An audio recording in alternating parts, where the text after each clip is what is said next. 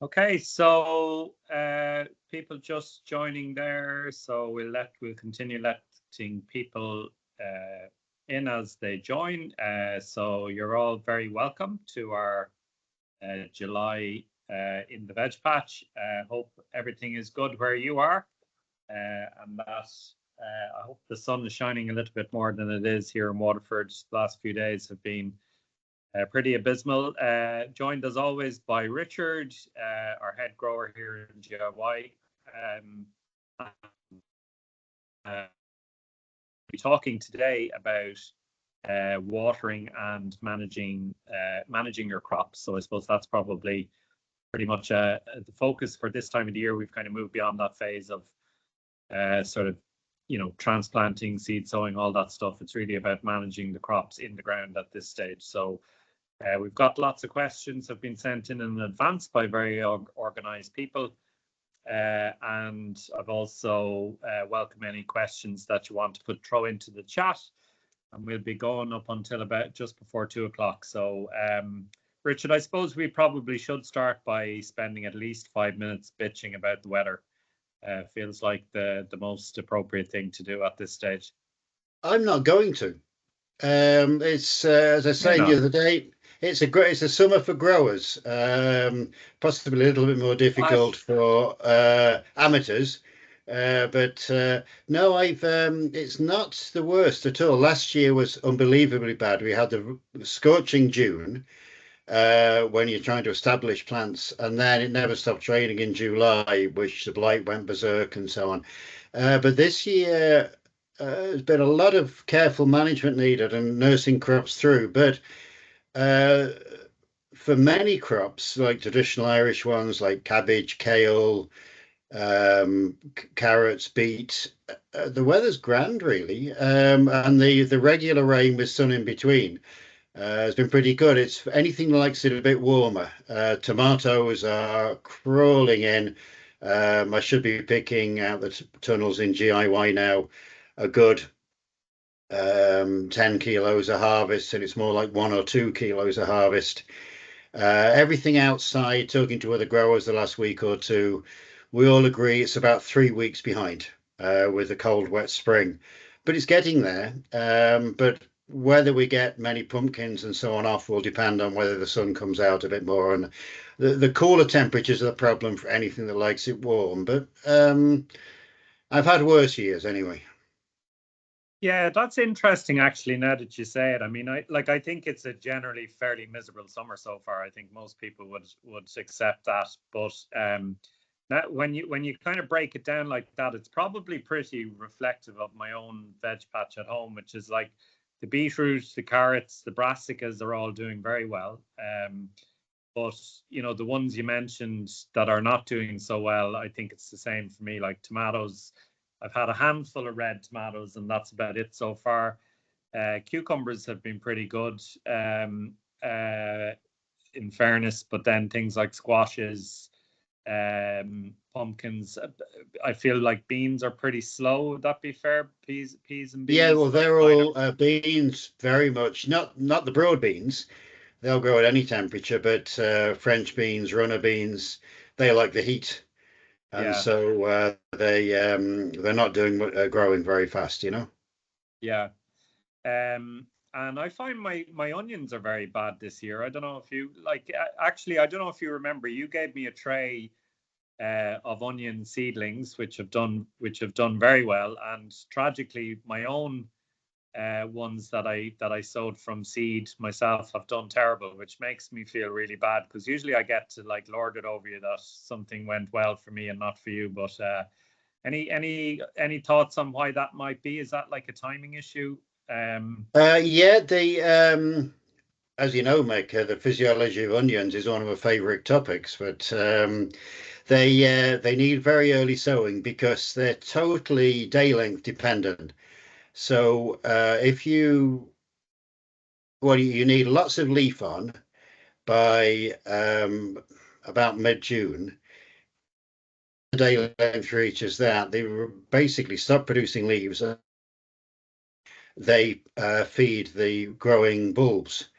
And if you don't have lots of leaves, then you don't get much bulb. So It's the first thing I sow every January in the seed trays in heat, and they have lots of leaves on to make balls essentially there.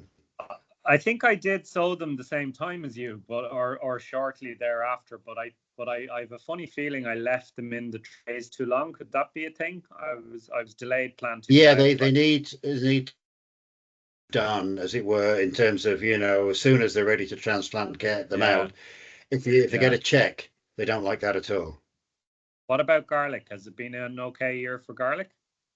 Yeah, all our garlic has been in and out now.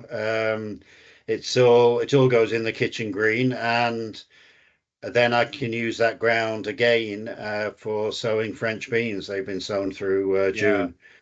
I was gonna. Yeah, I mean, have a look in the store at HQ, and Chef has pickled it all, stems Yeah, and everything for use through the winter now. yeah. Um. So I was gonna ask you about that before we move on to kind of watering and managing crops and things. Like this is the time of the year when you start having kind of empty beds again. So you've cleared it. You might be finished your new potatoes. You've got your um garlic is gone, is out of the ground, so you've got some space. Like what are the things that we could be thinking about sowing at this time of the year Well, some surprising things actually with the nice damp soil we have at the moment, which is a positive. I've not irrigated at all this year. Um, then you can still get, if you get busy this week, late sowing of beet and carrots in. They can still go in. Just about get away with the sowing of French beans again if you put them in this week. But things that really like going into the autumn: spinach, white turnips, not the sweet turnips, but white turnips, salad crops, all salad leaf. I'd be transplanting my leeks from a seed bed. I don't put those into a seed tray. I put them in a bed, so they're quite big. They're going into ground that's being vacated now from the early peas and broad beans. And radish is another. If you've got kids, they're great ones to grow. They grow in a month. So yeah, we're still very busy sowing and will be until the end of August.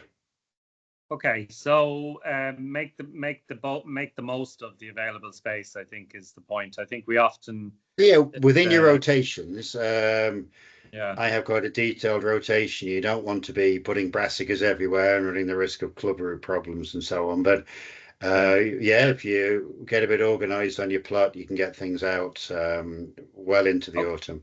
Okay, so and like is it fair to say that this kind of weather can be like, is it less or more problematic from a kind of plant disease problem? I've noticed just through like the emails we get in, people asking about, mildew and downy mildew and things like that. Is all of the wet on the leaves of the plants like kind of conducive to creating disease or It no? depends. Totally depends on the disease. I mean, it's a dreadful year for blight. Yeah. And as you know, as an organic grower, I would be allowed to spray copper, but I choose not to because it shouldn't be allowed. It's a toxin. Um, and I take whatever yield I've got when the leaves are pretty much finished with blight and cut the leaves off. And we have a good yield of various gourmet potatoes for chef now through the summer, purple ones, red ones, salad ones. So I accept that. But if you want to grow things like Golden Wonder or British Queens, then it's a nightmare with blight. And the blight organism is getting a lot more tolerant of any sprays that back garden people can use. The conventional guys are having to mix 2 or 3 chemicals, spray weekly, and they're having difficulty holding blight off. So potatoes, unfortunately, yeah, more difficult every year. But we have, with no spraying at all, we have a pretty good yield of our gourmet potatoes, so you Yeah. can still do it. Yeah. And I find slug damage uh, worse than normal in the potatoes that I still have in the ground, the new potatoes that I just find they're in really bad nick, some of them, when I'm taking them out, and it's quite early still, right? Like normally I'd have new Yeah, the potatoes. slugs haven't had a dry weather break. They'll often go a bit dormant, but if the weather dries up, but been perfect weather for slugs, mild and damp, and they love it. Yeah. And is there But anything extra? I've done slug control before, and another one. It's belt and braces approach, but just the iron phosphate slug pellets have a reasonable impact on controlling numbers, and don't appear to have any serious environmental harm. So keep sprinkling those, I suppose, is the answer. Yeah, okay.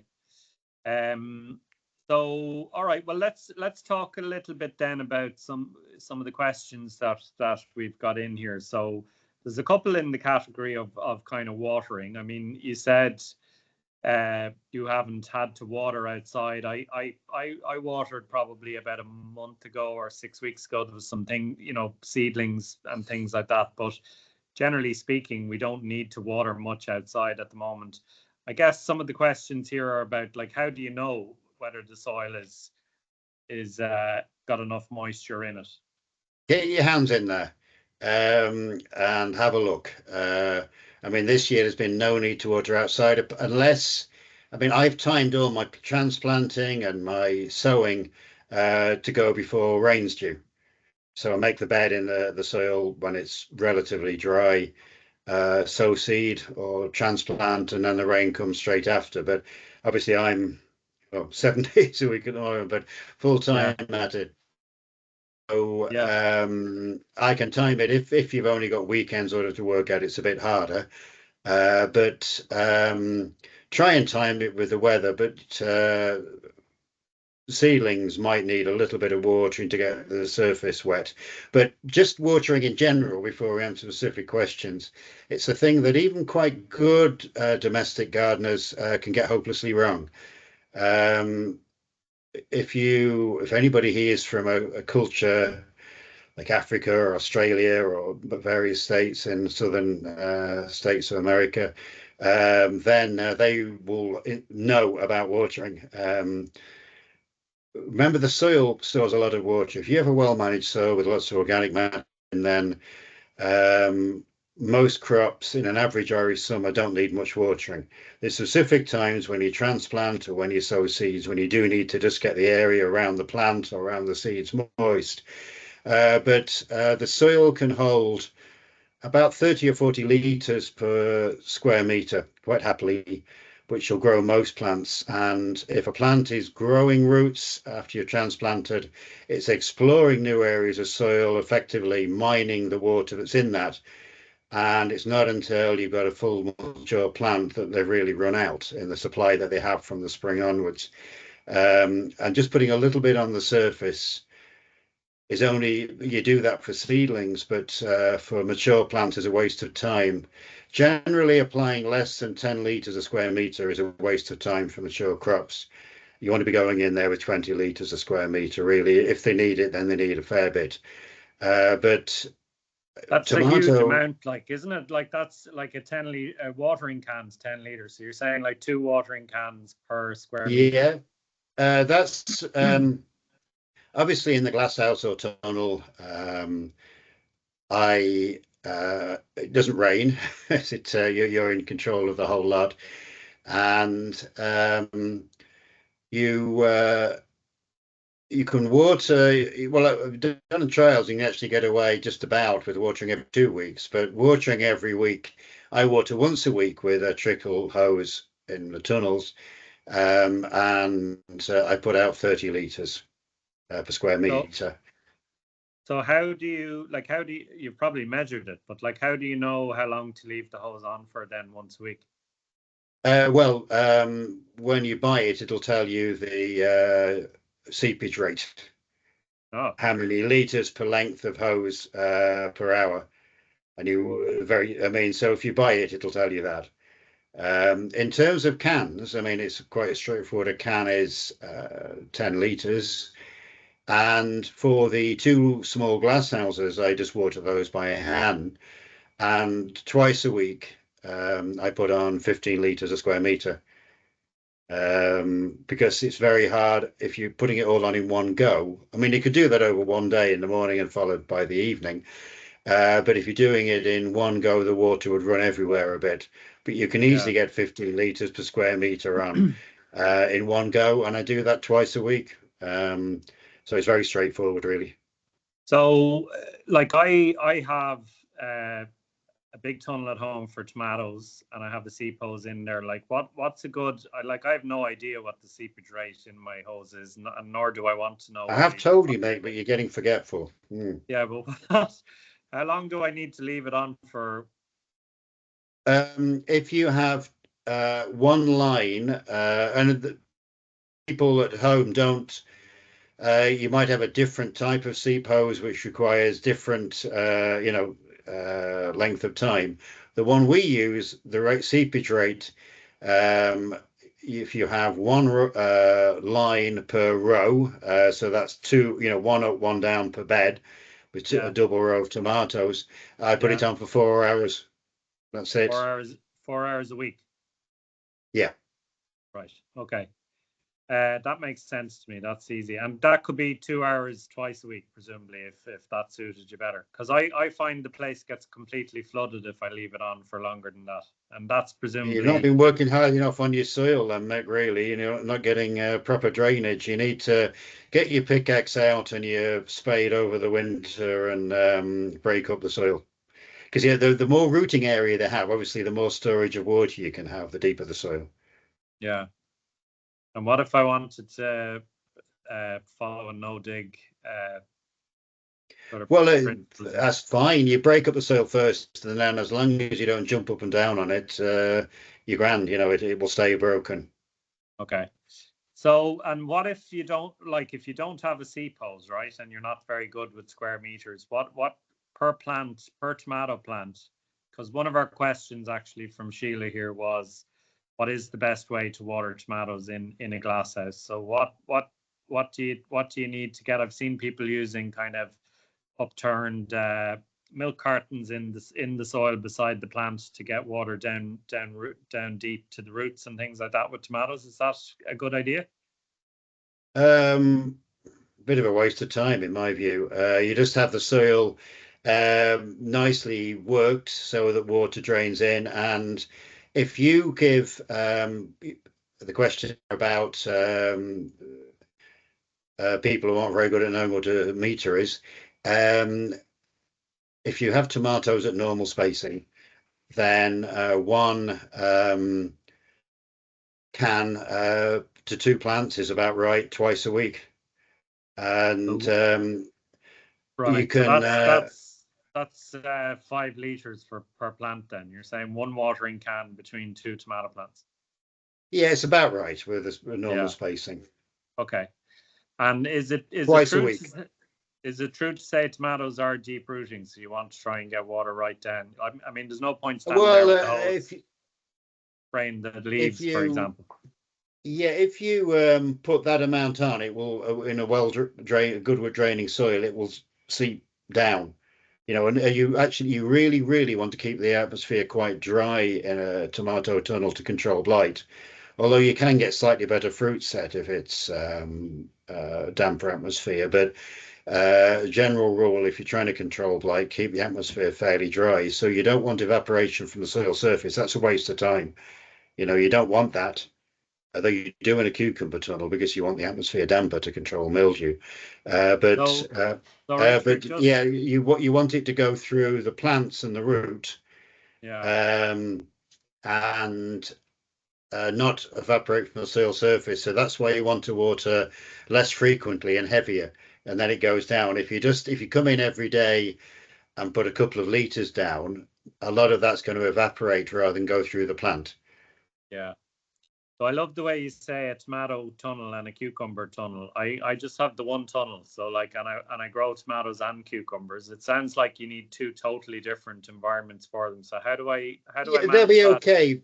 I should imagine your cucumbers probably run out of steam a bit. I keep the cucumbers damper and maybe water twice a week just to actually get some evaporation from the soil surface. But as the cucumbers get a bit tired, then mildew will get in a little bit to the leaves, and but you'll still get an early season cucumber crop. So Yeah. I actually look to go for maximum yield. In a back garden, you can get away with less than maximum yield, you know.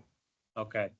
So Lisa's asking in the chat there, she's got powdery mildew on a courgette and cucumber plant in the greenhouse. They're in different sections. Is the veg okay to eat? She's been cutting off. Absolutely, yeah, it's fine. You can use milk as a fungicide. Use skim milk because the fat in milk in the heat in a glass house will go to butyric acid, which is the vomit smell. So unless you're partial to very nice. cucumbers tasting of vomit, then use skim milk and dilute it 1 to 10, and you can spray that on the leaves, and it actually works as a fungicide. So you can do that. You can remove the leaves as they get powdery mildew on, and just accept as the plant's getting older. My courgettes are beginning to get powdery mildew now in the tunnel. In a few weeks' time, they'll be a bit knackered. They've yielded fairly well over the spring, and then the outdoor crop comes in. So, yeah, plants grow vigorously, produce, and then find life a bit harder and die. Really, it's the nature of gardening. It's the nature of life, really.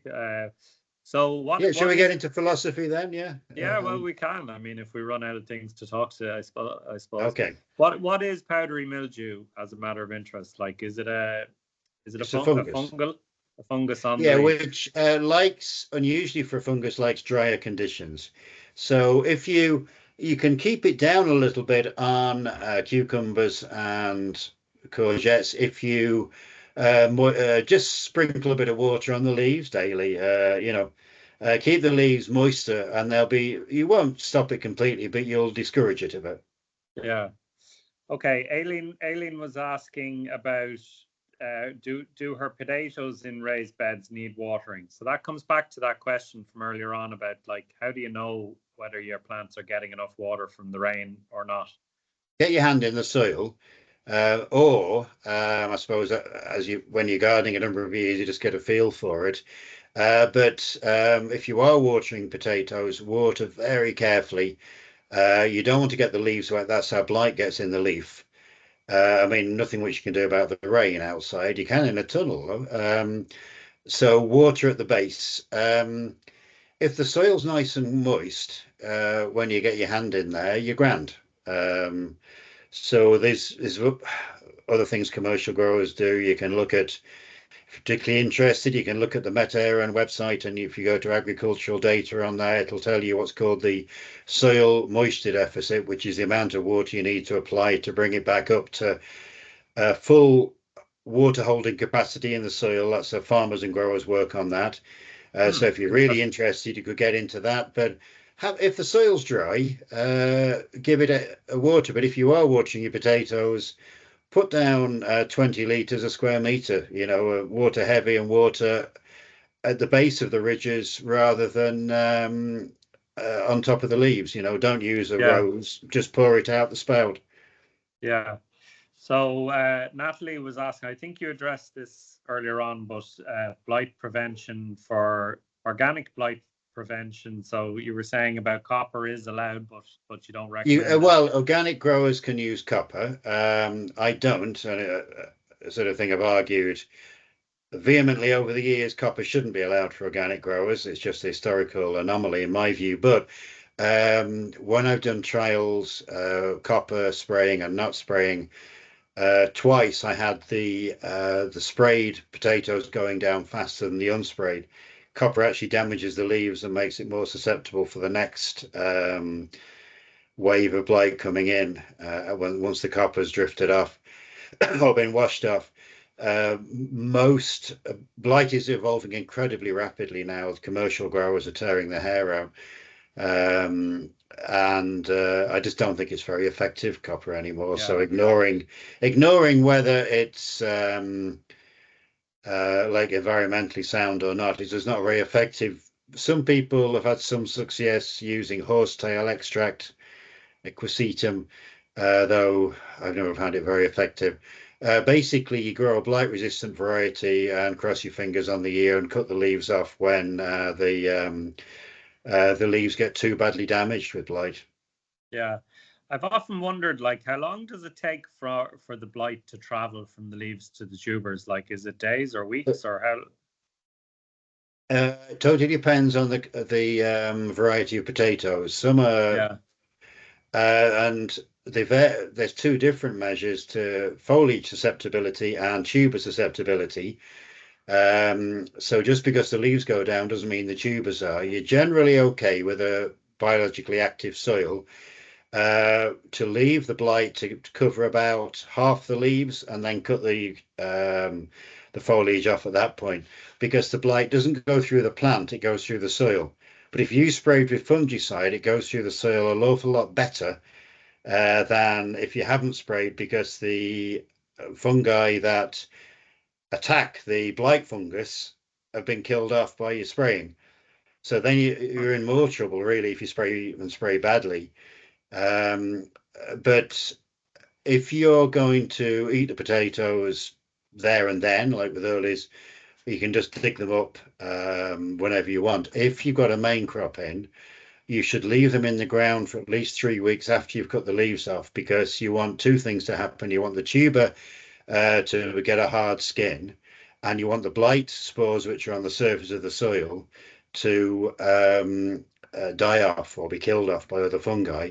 And then you can pull the potatoes through the top of the soil, basically. But if you harvest earlier than that, there's a good chance the tubers will get blight infection in them, and then they'll rot in store. Yeah. Okay. So Katrina is asking, she wants to dig a piece of ground which has never been dug before. She's dug some other areas for potatoes. Ground is very hard. Would you recommend any handheld rotating tools, or should she cover it with cardboard? A spade. Well, actually, being a bit facetious there, because one of the best tools for breaking ground is anybody here who's come from African or Mediterranean culture, then naturally people break soil with a big heavy duty hoe or mattock, which is the best way to break up a sod, to be honest.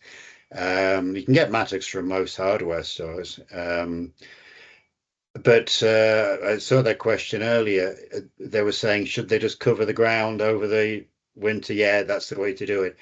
Particularly if you've got a little bit of manure or compost, sprinkle that on the surface, but even just leave the grass there and cover with something to exclude light until next spring. And hopefully the worms will have done the digging for you, but the sod on the top, which is where all the goodness in the soil is, you do not want to remove the sod to start a garden. You've removed the nutrients and biological activity.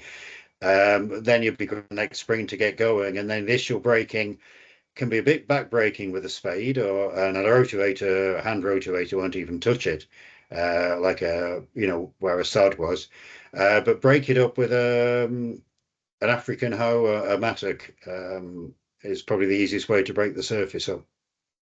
Yeah, so like the no dig brigade, Richard would say you cover it down with a heavy, like a thick layer of compost or farmyard manure, and then cardboard or plastic on top to exclude light, as you say, and then the assumption is it's like ready to rock in the spring. You don't need to dig it at all, but you're saying you'd have to dig it, are you? I'm very much into minimum cultivation and working towards no dig, which is very much what we're working, minimal cultivation, we're working towards at HQ. But they tend to get overexcited and turn it into religion. Usually when you're covering a sod like that, then you will need to do some breaking. If you have a very fine, loose, so for the soil on our new site, the market garden soil, effectively in the old wall garden, you get away with that, doing that. But outside an old wall garden, I've never seen that soil in a garden. Some gardens in the West, actually, which were a traditional, managed gardens historically with often a raised level of soil from people adding things over generations. That could do the same, but usually the standard lawn that you're clearing for gardening will need a bit of breaking in the spring. But if the soil's draining well and you can make a seed bed out of it, yeah, go towards no dig as soon as you can. Great. Yeah. I was just going to ask you about managing things that are in pots, Richard. And somebody gave me a gift of a morello cherry tree in a pot, which is very, very nice gift. And I had left it. It was a very large pot, and I kind of thought I'd leave it in the pot for a couple of weeks out of kind of laziness more than anything. And then I noticed it was starting to look a little bit like some of the leaves were struggling. And when I Feeding, took I'd it out, imagine. huh? I should imagine it's feeding. Yeah, Because well, no. What I was going to say though was when I took it out of the pot, even though there's so much rain, only like literally only the top sort of couple of centimeters of soil of the soil was wet, and the rest, down that deep was dry as a bone. So it was a kind of a reminder, I think, that when you have things in pots, they're inclined they just need a lot more watering than you think sometimes. yeah, If it's a mature plant as well, I guess. yeah, plants need an awful lot more water than you think in pots, and always water till a small amount of water dribbles out the bottom Yeah. of the hole. So I would the pots that keep getting dropped on me of things at HQ, in a regular summer had a twice weekly watering, and each time they're watered till water just drains from the bottom. And feeding a natural soil releases nutrients through the season. Potting compost runs out of nutrients in about a month after you put stuff in, and then you'll need to do a liquid feed possibly every month. Yeah. With the watering. That's So yeah, that's pots, and if people growing things in grow bags for tomatoes, that's a daily watering, really. really So that the much. soil makes life much easier for you. Yeah.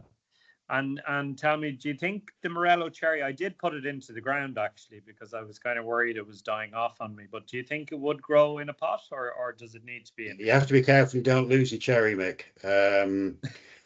Yeah, I would put it out into the garden as soon as possible, really. Yeah. I mean, normally transplanting season for fruit trees and things is the winter, and we're going to be having a fruit course on the end of October at GIY, because that pruning and planting takes place in the winter, really, in a good fruit garden. Yeah. But if it's in a pot anyway, you're not losing anything because it has to be watered in the pot.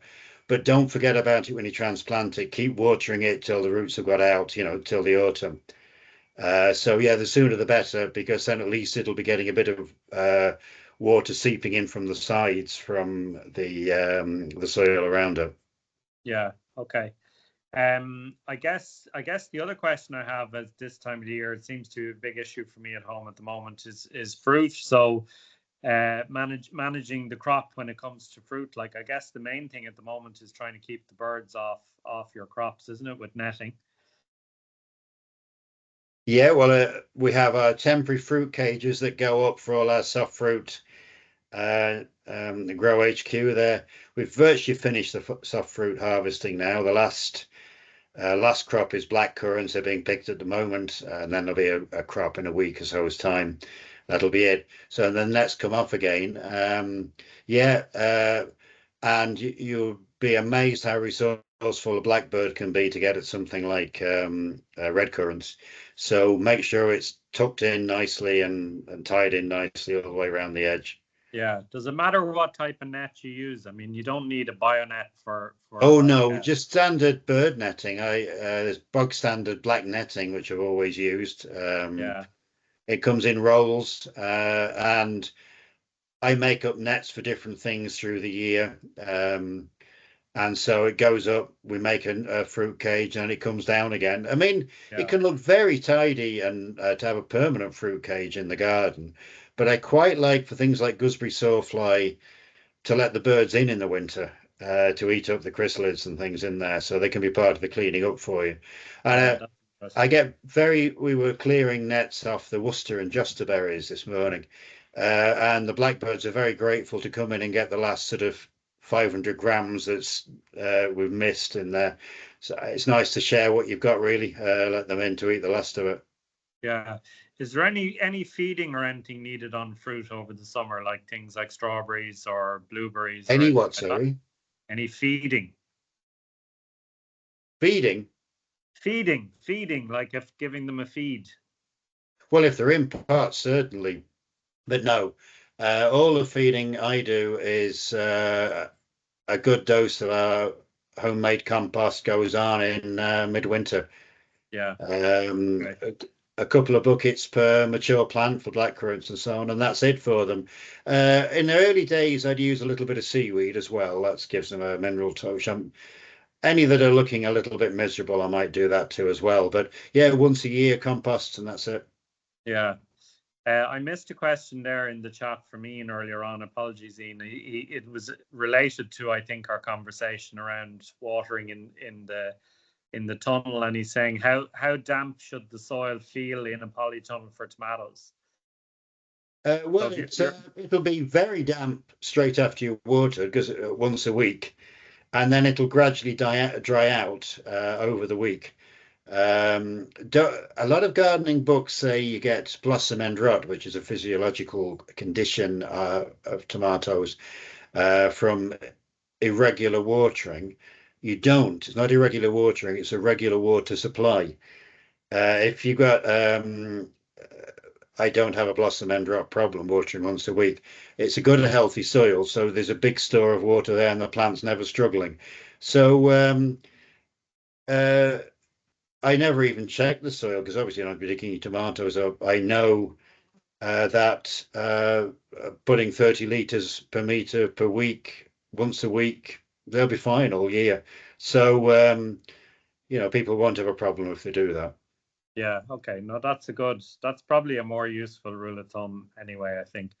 Okay, so I want to mention two things, but and just to put the ask out there, if anybody has any last questions, please do put them into the chat there.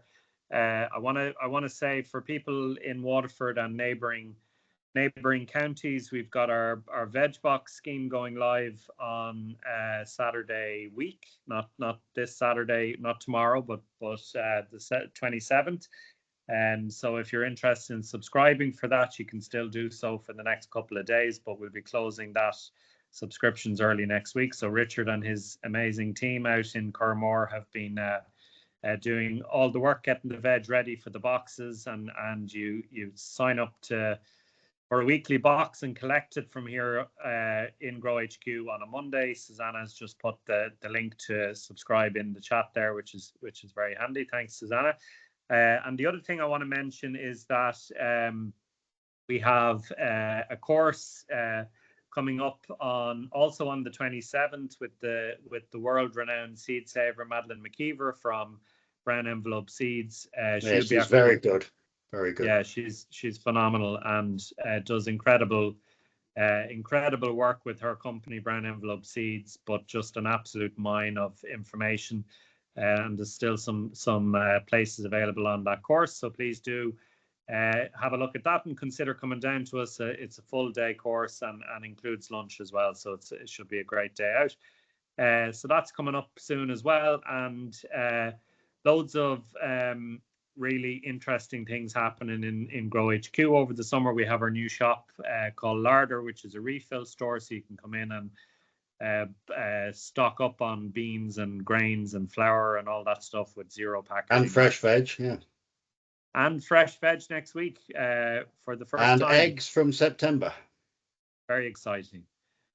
So Richard, do you want to finish on it, give a little update? How's it been going in the market garden? Because I know we've talked about it on this webinar before, so I'm sure people are curious to know how it's been going, getting a brand new business up and running and getting it productive and launched?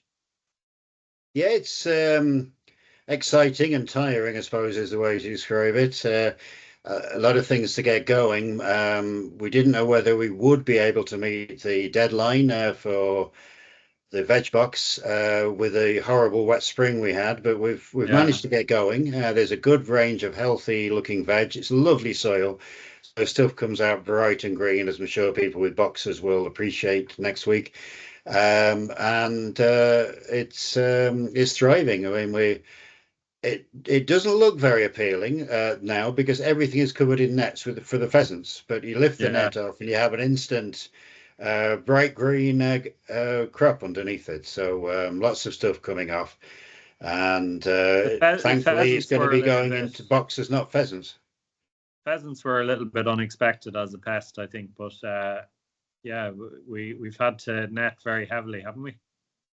Everything. All you see when you go in there is, if you took a drone over, it's just a field of net. Sort of 4 acres of nets at the moment, which is slightly bizarre, but we're finding 1 or 2 crops they don't eat. For some reason, they don't like celery, and they're not particularly keen on courgettes. So they will gradually get the range of crops that we can grow unnetted over the year. I wondered when they had the 50 gardeners back in the 1880s in that wall garden, did they have a pheasant problem? And presumably they just shot them and ate them. Well, it's because it's a pheasant shoot there, so the population of pheasants is way above any natural level.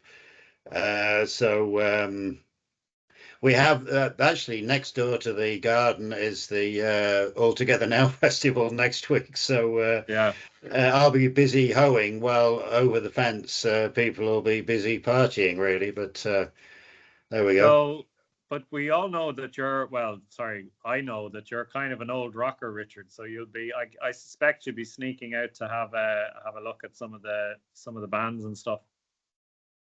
Lord Waterford was trying to sell me and Colin tickets at a reduced price, but we said we wanted free ones, so I don't know who's going to come back on that. Well, all you have to do is pitch a tent in the wall garden and just stay there. Oh, the security looks a bit too heavy for an old man like me, really. In my younger days. Listen, enjoy it if you get to see any of it. Thanks a million, everyone, for joining. Catherine says she'll throw a few cans of beer over the fence for you.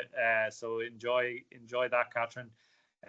Don't forget to check out all the courses coming up on goi.ie. Thanks a million for all your questions and attention, and we'll see you all again soon. Enjoy the rest of July and August. Thanks a million, Richard. Thanks, everybody. Bye-bye.